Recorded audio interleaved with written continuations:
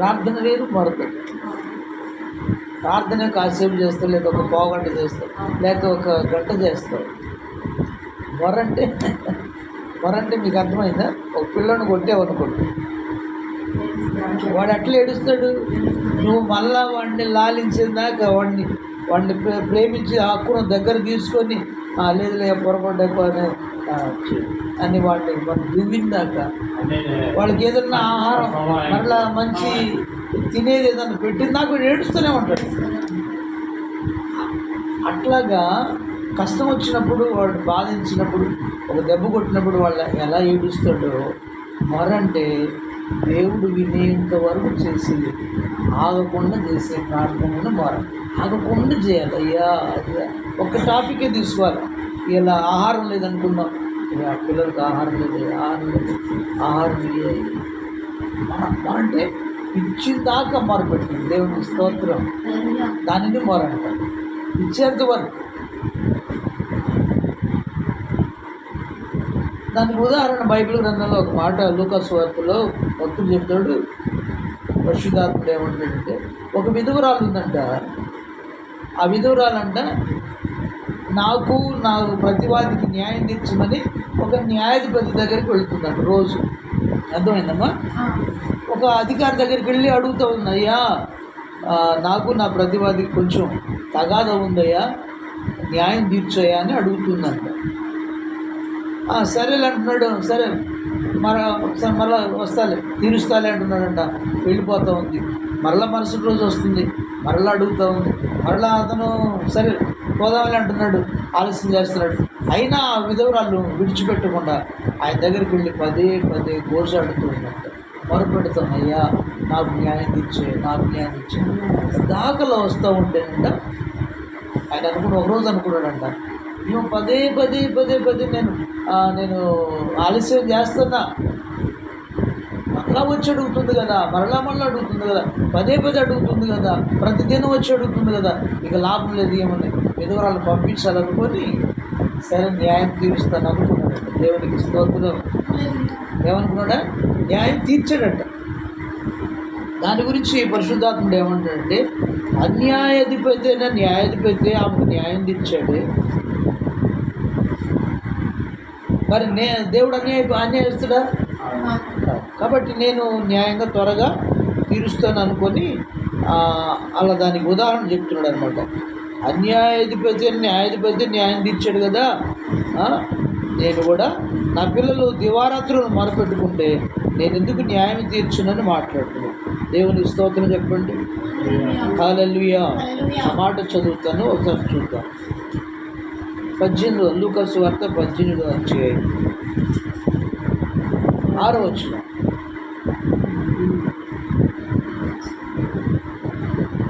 మరియు ప్రభు ఇట్లా నేను అన్యాయస్తుడైన న్యాయాధిపతి ప్రతి చెప్పిన మాట వినుడి. దేవుడు తాను ఏర్పరచుకుని వారు దివారాత్రులు తన గురించి మొరపెట్టుకొని చూడగా వారికి న్యాయం తీర్చడా? ఆయన వారిని త్వరగా న్యాయం తీర్చును. వారి విషయమే కదా ఆయన దీర్ఘశాంతం చూపుచుంది మీతో చెప్పుచున్నాను. ఆయనను మనుష్య కుమారుడు వచ్చినప్పుడు భూమి మీద విశ్వాసము కనుగొనున. దేవునికి స్తోత్రం. అంటే విశ్వాసం కనుగొనడం అంటే దేవుని దగ్గర మొరపెట్టి పొందుకునే దాన్ని విశ్వాసం అంటారు. లేని దాన్ని చూడటమే. అర్థమైందమ్మా? ప్రతిరోజు ఆ సమస్య కోసం దేవుని దగ్గర మొరపెడితే దేవుడు మనకు న్యాయం తీరుస్తాడు. తన పిల్లలు దివారాత్రులు మొరపెట్టుకుంటాడు. అర్థమైంది? ఏం చేయాలంట? దివారాత్రులు మొరపెట్టాలి ఒక విషయం గురించి. పిల్లల భవిష్యత్తు కానీ, లేదా రక్షణ కానీ, ఉద్యోగం కానీ, ఆ తర్వాత లేదా మందిరపు పరిచర్య వర్ధిల్లటం కానీ, వీటన్నిటి కోసం అంట దివారాత్రులు మొరపెట్టాలి. దేవునికి స్తోత్రం. మొరపెట్టడం వేరు, ప్రార్థన కాసేపు చేసి వెళ్ళిపోతావు, లేదా ఒక గంట చేసి వెళ్ళిపోతావు, లేదా 2 గంటలు చేసి వెళ్ళిపోతావు. మొరాలా కాదు, ఇచ్చేంత వరకు చేయాలి. దేవునికి స్తోత్రం. న్యాయాధిపతి న్యాయం తీర్చేంత వరకు ఆమె వెళతానే ఉంది, పదే గోజాడుతూనే ఉంది. రోజు వెళుతుంది, అడుగుతుంది, రోజు వెళ్ళి అడుగుతుంది. ఒక దినాన్ని అనుకున్నాడు, అయ్యో ఈ ముసలామ పద్దాగా వస్తుంది, నేను కాదనుకున్నా వస్తుంది అని చెప్పేసి ఆమెకి న్యాయం తీర్చేసాడంట. అలానే దేవుడు కూడా అంటున్నాడు, నువ్వు రోజు మొరపెడుతుంటే దివారాత్రులు మొరపెట్టుకుంటుండగా నీకు న్యాయం తీర్చడా? న్యాయం తీర్చడం అంటే యేసయ్య న్యాయాధిపతి అయినా న్యాయం తీర్చేటువంటి దేవుడు, అన్యాయస్తుడు కాదు మన ప్రభువారు. అన్యాయస్తుడే తీర్పు తీరిస్తే, ఆ న్యాయం తీరిస్తే మన దేవుడు ఎందుకు న్యాయం తీర్చుడు? అయితే మనం ఏం చేయాలంటే ఆపదలలో దేవుడికి ఏం చేయాలంటమ్మా?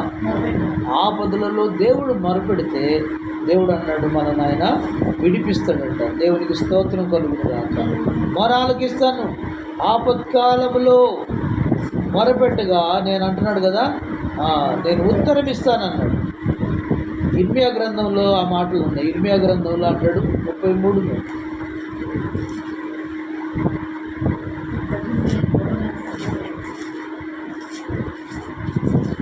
ఆపత్కాలమున నీవు నాకు మొరపెట్టగా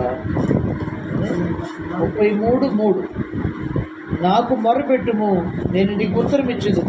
నీవు గ్రహింపలేని గొప్ప సంగతులను, గూఢమైన సంగతులు నీకు తెలియజేస్తున్నావు. కాబట్టి నాకు మొరపెట్టు, నేను ఉత్తరం ఇస్తాను అంటున్నాడు కదా. ఏమంటున్నాడంట? ఉత్తరం ఇస్తాడు, రెస్పాన్స్. అంటే దావీదంటే ప్రాణం చేశాడు. అయ్యా యుద్ధానికి వెళ్ళమంటావా ఈ గ్రామం మీదకి అన్నాడు. వెంటనే దేవుడు ఉత్తరం ఇచ్చాడు, వెళ్ళు దావీదు, నువ్వు వెళ్ళు, నేను నీకు తోడుగా నీకు విజయం ఇస్తాను. దావీదు అలానే మరుసటి ఉదయాన్న యుద్ధానికి వెళ్ళాడు, ఆ పట్టణాన్ని జయించాడు, తిరిగి వచ్చాడు. దేవునికి స్తోత్రం. కాబట్టి ప్రార్థించిన వెంటనే, మొరపెట్టిన వెంటనే ఆయన మనకు ఉత్తరం ఇస్తాడు. మాట్లాడే దేవుడు, మాట రానివాడు. నువ్వు అడుగుతున్నావు, ఇంక ఆయన ఉత్తరం ఇచ్చిందాక మనకి, ఆయన ఉత్తరం ఇచ్చిందాక మనం వెయిట్ చేయట్లా. అంటే ఆయన మాటలు నువ్వు మాట్లాడావు కదా, అయ్యా నా విషయం ఏందన్నావు, ఆయన చెప్పిన దాకా నువ్వు వింటలే. ఆయన చెప్పిన దాకా నువ్వు దేవుని దగ్గర కనిపెట్టి ఉండలే. ఆయన ఆ మాట నువ్వు వినటానికి మన చెవులు మోయబడి ఉన్నాయి. దేవునికి స్తోత్రం. మన బాధ అయితే చెబుతున్నావు, కానీ ఆయన ఏం చెప్తున్నాడో మనం వినలేకపోతున్నాం. దేవునికి స్తోత్రం. అది తీసుకోవాలి.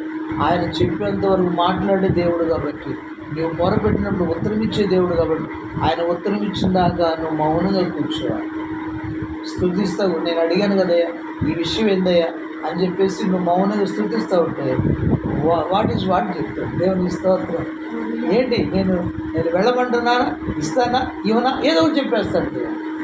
ఆయనకి ఇష్టమైతే ఇస్తాను, లేదు ఇది లేదు. ఇప్పుడు మనం వస్తున్న ఒక దిన స్థలం కోసం మొరపెడతా ఉన్నాం. మార్చారు, మొరపెట్టాను. రాత్రి మందిరంలో మొరపెడితే దేవుడు అన్నాడు, మొరపెట్టాను. ఇక మనకు కూడా అంత అనుభవం లేదు కదా, కనిపెట్టే అనుభవం లేదు కదా. కనిపెట్టి కూర్చోవాలి మొరపెట్టినప్పుడు. కనిపెట్టే అనుభవం లేదు. సరే నిద్రించాలి, పండుకున్న తర్వాత కళలో మాట్లాడు. కొన్ని విషయాల్లో మనం అడిగిన దానికి కళలో మనకు ప్రత్యుత్తరం ఇస్తాడు, జవాబు ఇస్తాడు. ఆయన కళలో చూపెడుతున్నాడు, వద్దు నా కుమారుడు ఆ స్థలం అన్నాడు. స్తోత్రం. వద్దన్నాడు, ఆ స్థలం తీసుకోవద్దు, అది మంచిది కాదన్నాడు. చూపించాడు. అబ్బా ఏమైంది, తక్కువ రేటుతో వస్తుందంటే మంచి స్థలం అనుకుంటే అది వద్దంటాడు, ఇది మంచిది కాదంటాడు. ప్రభువా అనుకున్నా. దేవుని స్తోత్రం. అయినా నాకు దేవుడు మాట్లాడతాడని నాకు తెలుసు, ఆయన మాట సత్యం అని తెలుసు, మౌనంగా ఉంటాడు. మా మామయ్య వచ్చి భలేవాళ్ళు, మీరు తక్కువగా వస్తుంది స్థలం, పక్కనే 50,000 ఉంటే సెంటే చాలా తక్కువ వస్తుంటే వద్దంటావు ఏందని ఆయన అనుకోయాడండి. ఏమితో సరేలే కాదు 2 రోజులు ఆగమని నేను మళ్ళీ అన్నాను. మరలా కొంచెం ఆగమన్నాడు. మరలా 2 రోజులు ప్రాణం చేస్తానని నేను మరలా మొరపెట్టాను. దేవుడంట ఒక్కసారి ఆయన మాట మనం వినాలి. అర్థమైందమ్మా? ఒక్కసారి ఆయన మాట్లాడు, రెండోసారి మాట్లాడంటే మనకు శ్రమ వస్తుంది. ఒక్కసారి మనం దగ్గర వినాలి దేవుడి మాట. ఆయన దేవుడు, ఆయన మాట సత్యం కాబట్టి మనం వినాలి. నేనేం మరలా ప్రభువా మరలా మొరపెట్టాను. మరుసటి రోజు నెక్స్ట్ 2 రోజుల తర్వాత మరలా ప్రభువా స్థలం తక్కువ వస్తుందంటే ఆయన తీసుకోమంటున్నాడు, నువ్వు వద్దంటున్నావు, తీసుకోమంటావు వద్దంటావు అని మళ్ళీ అడిగితే ఇదబ్బా అన్నాడు. మళ్ళీ రెండోసారి కూడా నాకు జవాబు ఇచ్చాడు, వద్దు నా కుమారుడా, దానిలో నువ్వు అప్పుల పాలైపోతావయ్యా, వద్దు అని. మరి దేవుని మాట వినాలి కదా, కానీ దేవుని మాట వినలేదు.